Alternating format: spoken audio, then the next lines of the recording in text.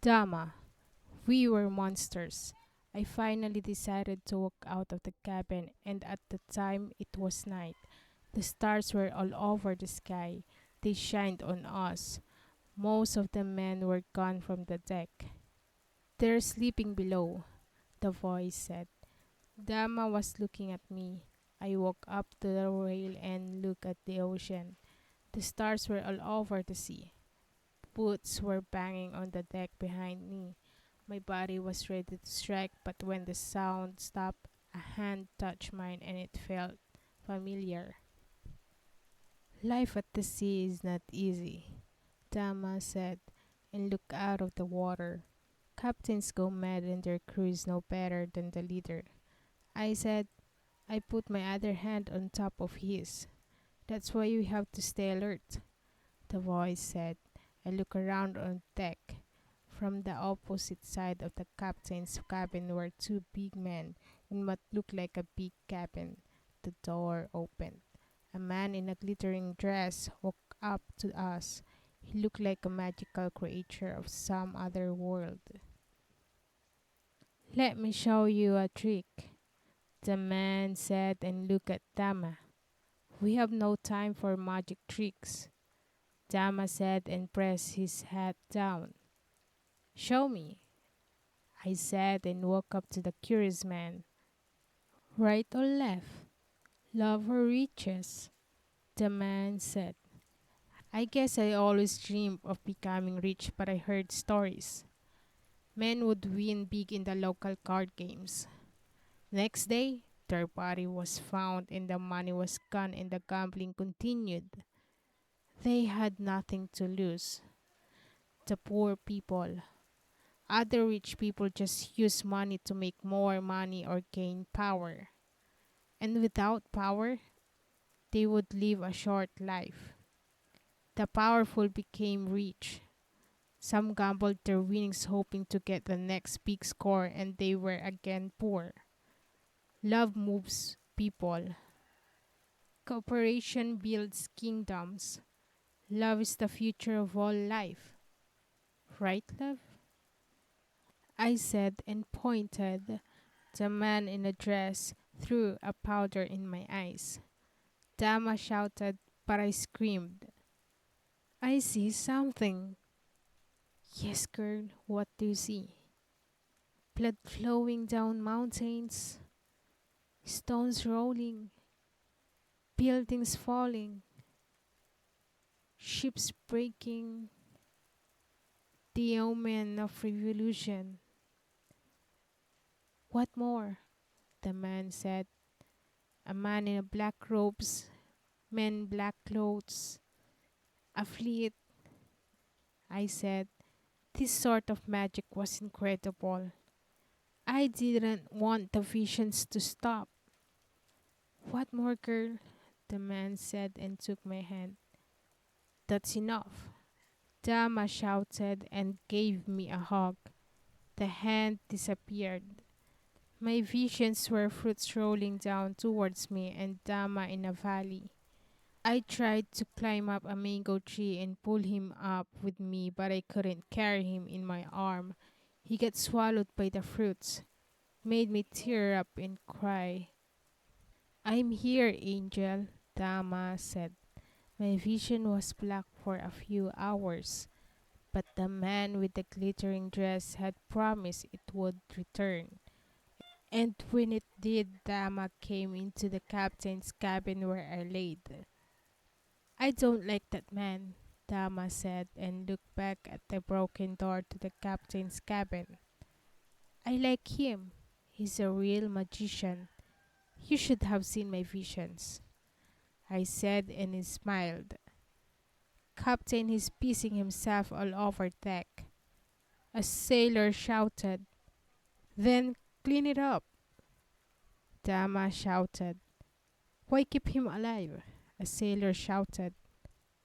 To set an example, rapists become cripples, Dama shouted. The sailor that asked laughed, but Dama pricked him. And you're feeding him. The other sailors laughed. Beat the cripple feeder. pity of Spooner.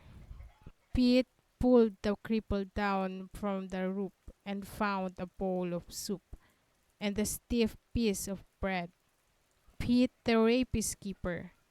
Pete shouted and laughed while opening the mouth of the cripple, crumbling the bread and pouring soup over the breadcrumbs.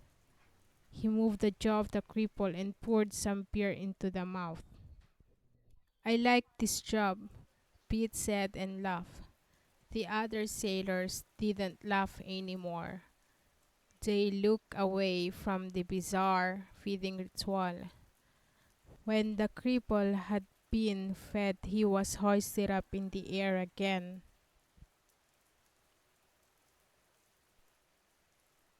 I looked around the ship. There were no cannons. I always heard stories of dangerous pirate fights, but I guess our best choice was to surrender against an armed ship. The man with the glittering dress was looking at me from behind the bars to his cabin. He opened the door and waved at me. I walked towards him but heard the voice. Be careful around that man. There's a reason he has guards and his own cabin. He can't be trusted. The voice said, come in, the man said and greeted my hand with a handshake. I'm Flutterdash, the man said. I looked at his gray eyes. They looked tired with many blood veins showing. I'm White Lotus, I said. He stepped back and led me into his cabin. There was a piece of wood leaning on a chest. The staff of ember breath, Flutterdash said, and pointed at the piece of wood. Your Captain Dama is no normal man, Flutterdash said and smiled at me. The door of a captain's cabin is usually reinforced with metal, but it broke easily to Dama's punch. Flutterdash said and snapped his fingers, and the two guards at the door closed the door to the cabin. There were two men sleeping inside the cabin by the walls. Flutterdash moved over to a desk. And there's this burn mark both on the stomach of the former captain, a burn mark on the cripple, and on the broken wood of the door. Flutterdash said, I heard the pages of a book turn.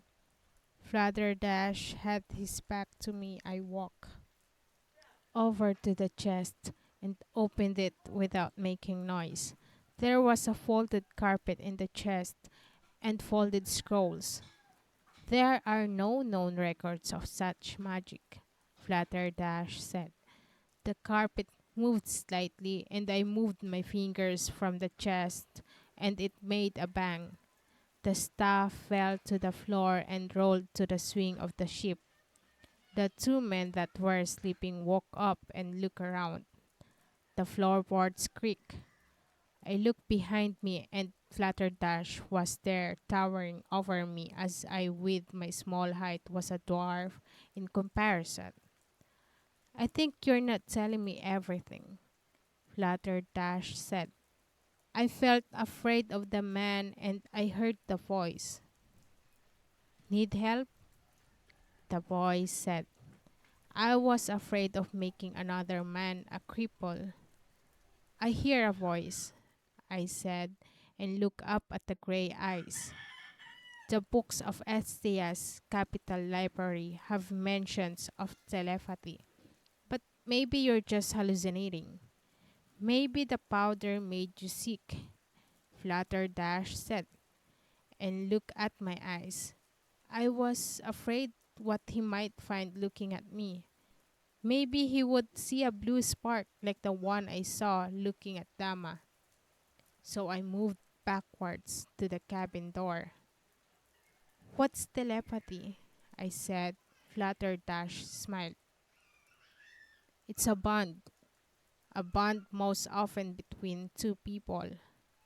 Their thoughts travel over distances, but it's strong magic, Flutterdash said. and put his fingers on his chin. I think you're just hallucinating. You need rest.